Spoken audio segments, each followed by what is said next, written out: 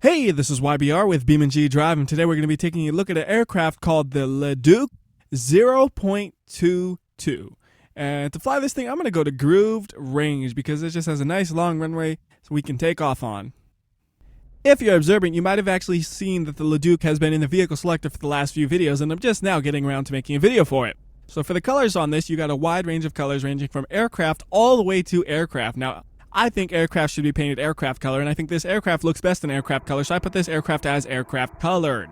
And I have no idea where I'm going with that, but I just wanted to say aircraft as much as possible.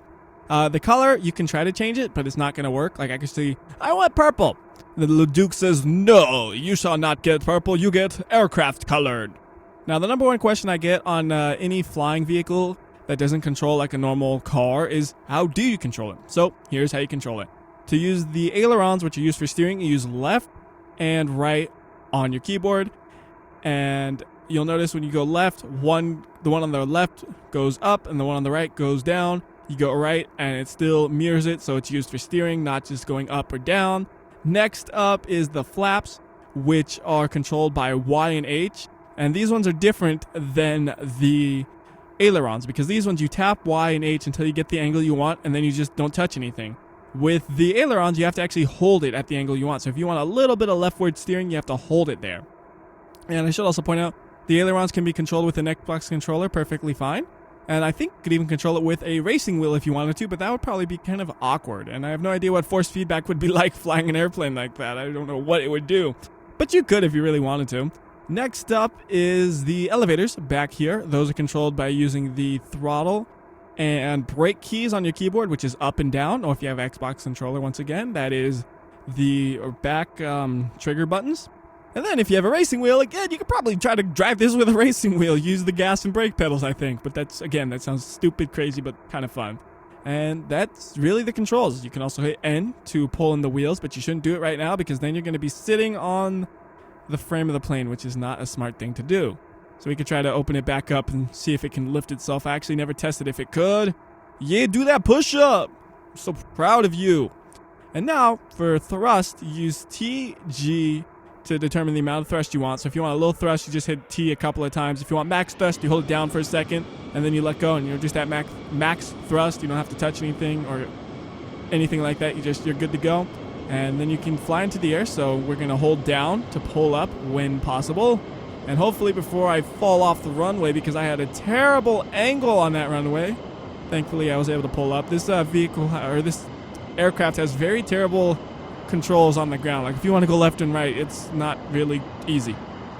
But we're in the air, so it's all good now. And once you're in the air, you can hit E to turn on the afterburner, so we can go even faster. And that is a full list of controls and a quick demonstration of flying. We can turn the afterburner off and then kill the throttle and try to land this, and then we can look at some of the other details about it, and then we'll do crashing and stuff as well. But we have a lot of momentum right now, and I don't think I'm going to be able to land this well at all. We're probably just going to do a crash landing. Like most landings with me, is crashing. But I'm gonna give it an honest effort to get a smooth landing.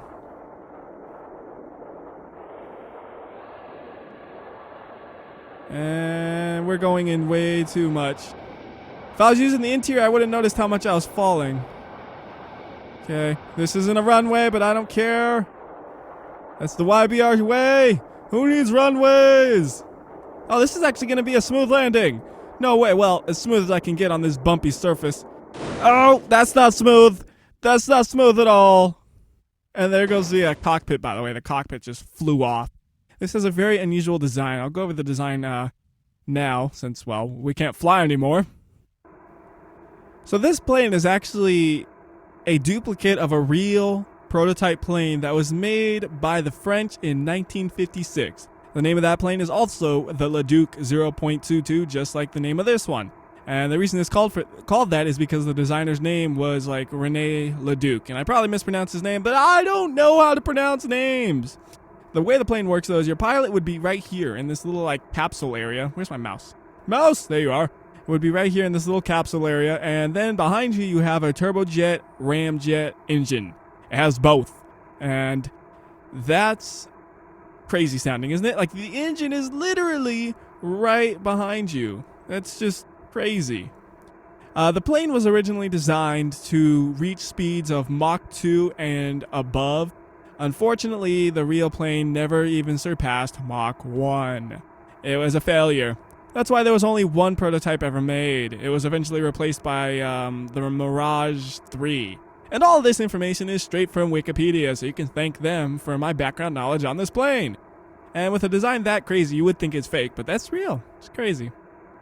Next up is the interior, and as far as I know, this is just made for the mod because I can't find any pictures of the interior, and I'm assuming neither could the mod author, so he just kind of winged it and threw some cool gauges in here, and most of them do actually function, which is nice. So the first one is the Mach speedometer, so this is just basically a speedometer in Mach, which I think is really cool, and I want that in my real car because then I could be yelling at traffic, out of my way, I'm going over 0.1 Machs, and if my memory is correct, Mach 1 is 760-ish miles per hour because it's the speed of sound, and 0.1 of that is 76 miles per hour, and that's totally reasonable speed to be going at sometimes on the freeway.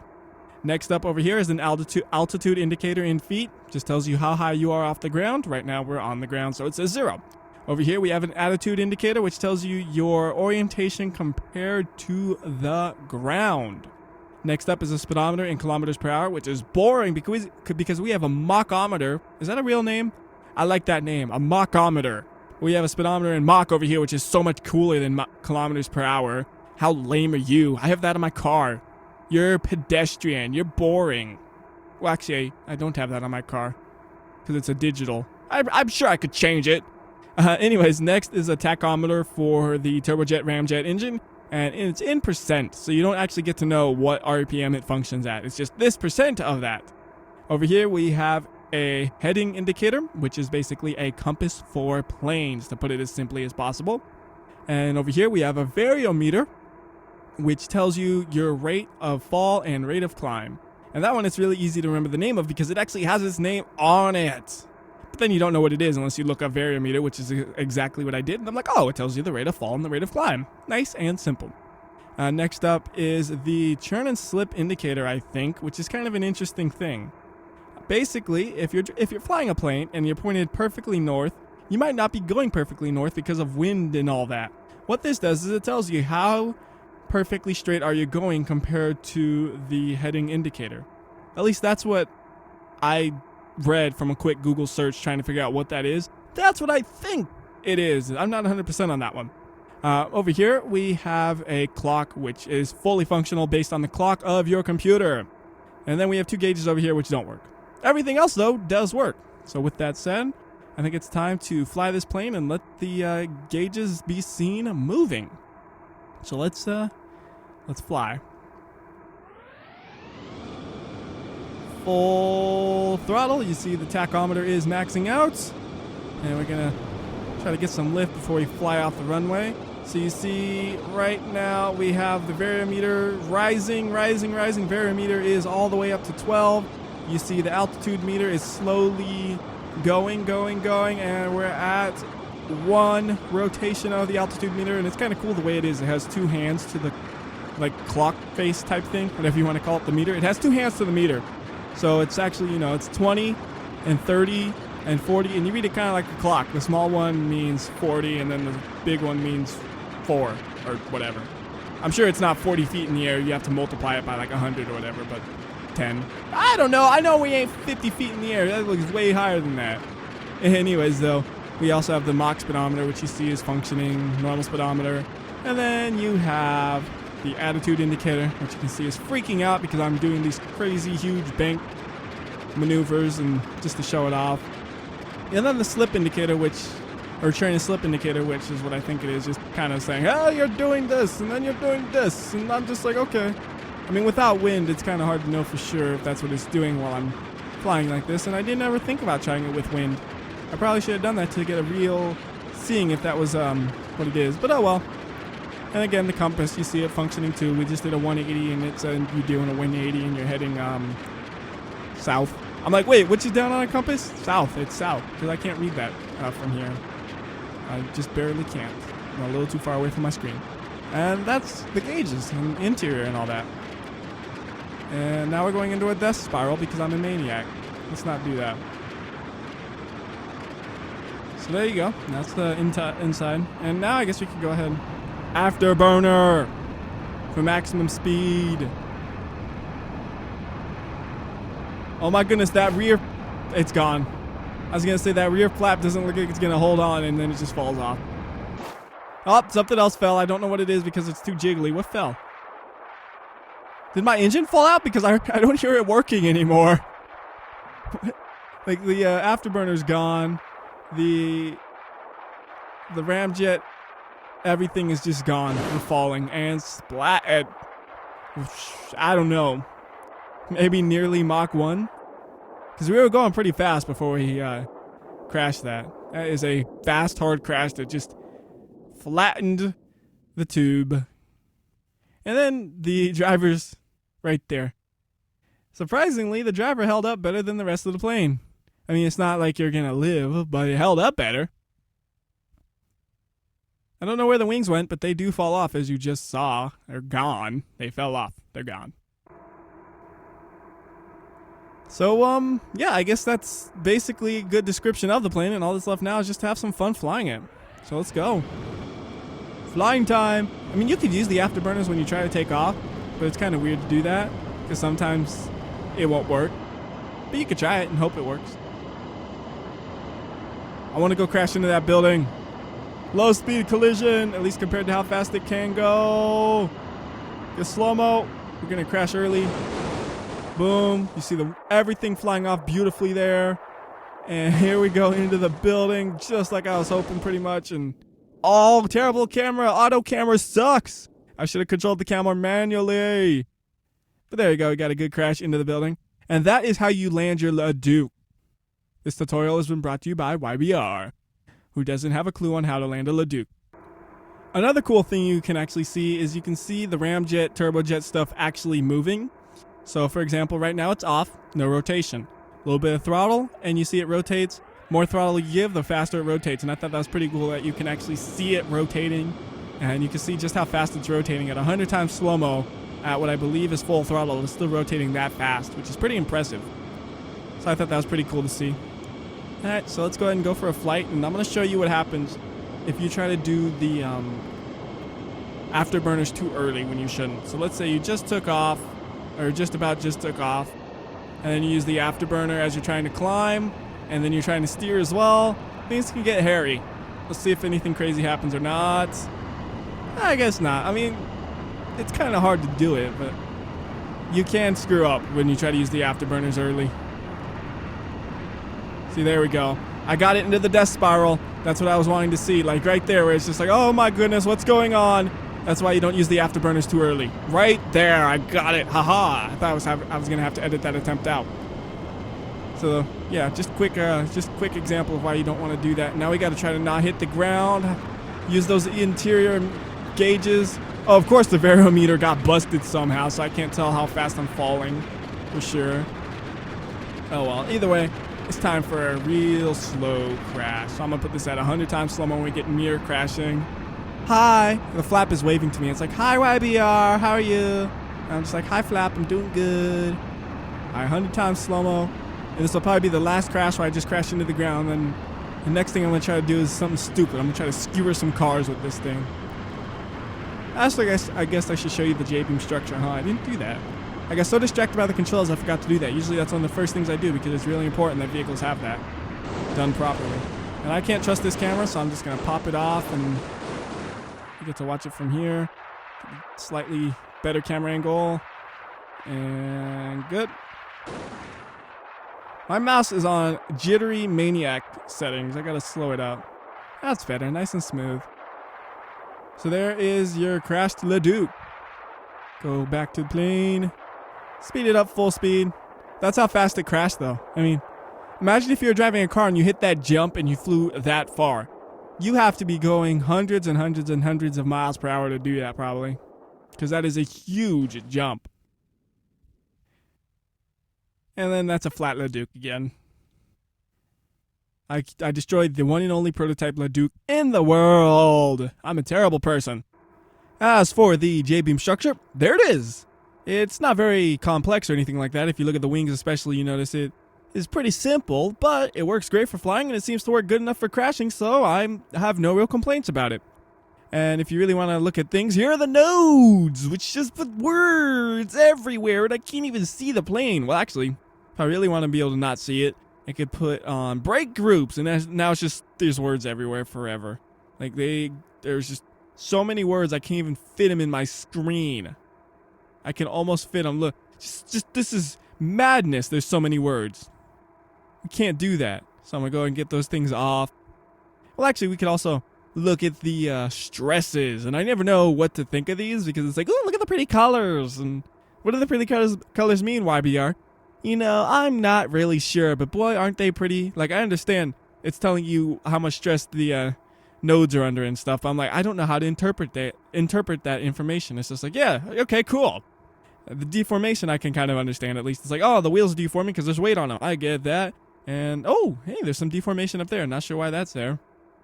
Probably nothing. Anyways, go ahead and get that off. And now I want to do something that involves another vehicle. So we need to spawn another vehicle. And it needs to be big. So we're going to do a cargo van. Because that's a pretty good sized vehicle if you ask me. We're going to just move it a little bit to the left. Get it nice and fresh and straight. And now we're going to put this thing, I don't know, 1/8 of a mile ahead of the plane. And that's just a rough estimate. Like, you see where the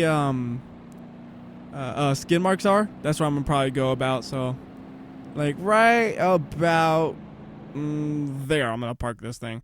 And I put it to the right side because I noticed the Leduc likes to pull to the right side. So, hopefully, by placing it here, the Leduc will be able to spear straight through my van. Hopefully. Whoa. It was that crooked, really? There we go. That's a lot straighter. I guess when I spawned the van, I bumped the Leduc, which made him crooked. And he would have definitely missed the van with that setup.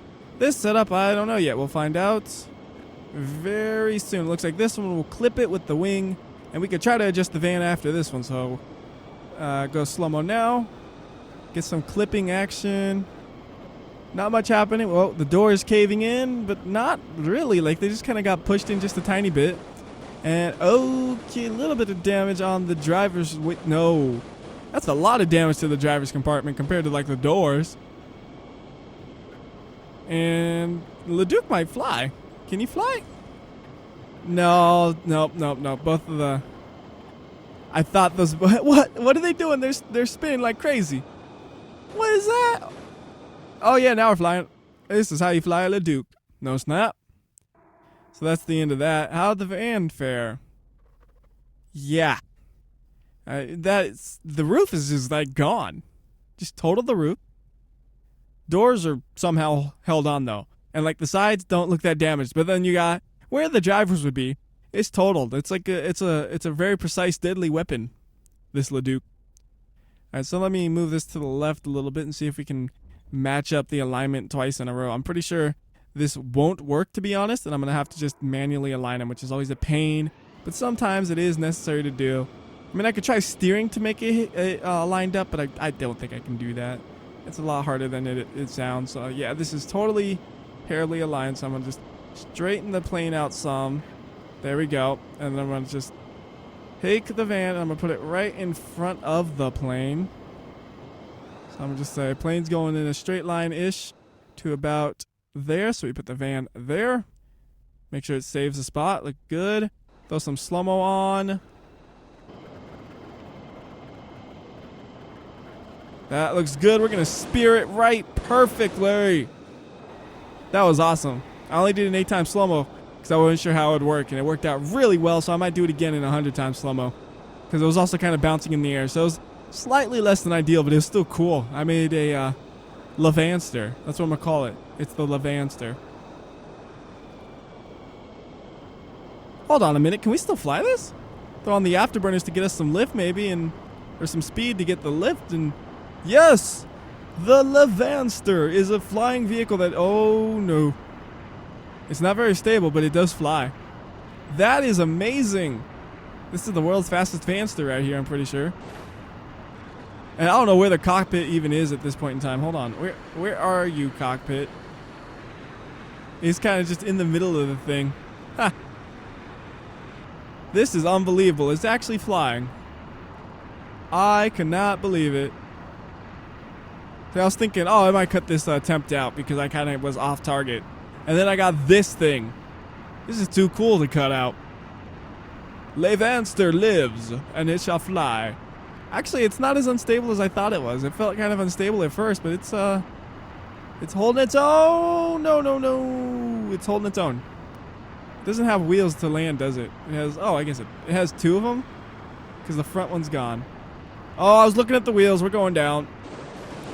Ow. Van's like, I ain't having none of this. I'm respawning. That was fun. I wonder if I could just, simplify that a bit. Instead of crashing into the van, I can just spawn the van on top of the Leduc. So I can just go like, I don't know, maybe about there? Yeah, a little bit crooked somehow. I don't know why that is. Yeah, it's close enough. Let's go. It's just a dumb idea anyways. This is like the handicapped Leduc. It can't even reach like half a Mach probably in terms of speed, but it will take off. That's cool. This is my new cargo carrier. Gotta ship some propane in this thing, right? Throw some propane in it and we're in business. It'll blow up instantly. Who am I kidding? I'm gonna do like a suplex on this thing. We're gonna just rip that van apart. Come on. Suplex with the slow-mo. Oh, we're a little bit higher up than I thought. The van's suplexing me. Oh no. Either way, this will be interesting to watch.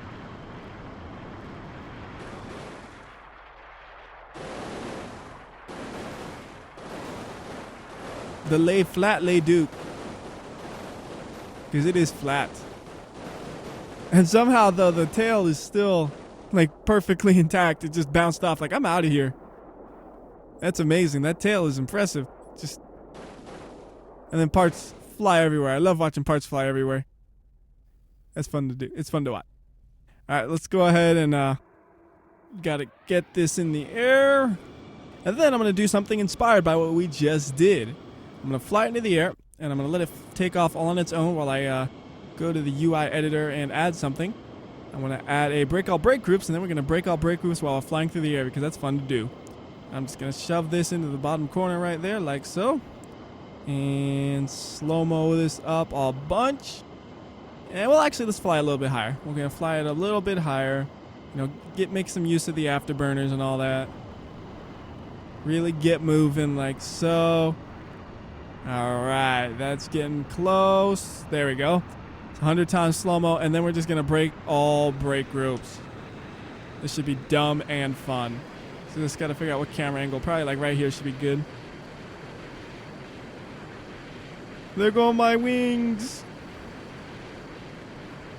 Slowly it falls apart. I love it when it just does it slowly. Like it's just gradually. Oh, there go the wings, and then there goes the flaps that are attached to the wings, and it's just cool to watch that. I am now a bullet flying through the air basically. You can speed it up a little bit more. We do 8 times. So you can see all those pieces gone. And this is literally like a rocket now. It's not even a plane. It's just like a rocket. An uncontrollable one though.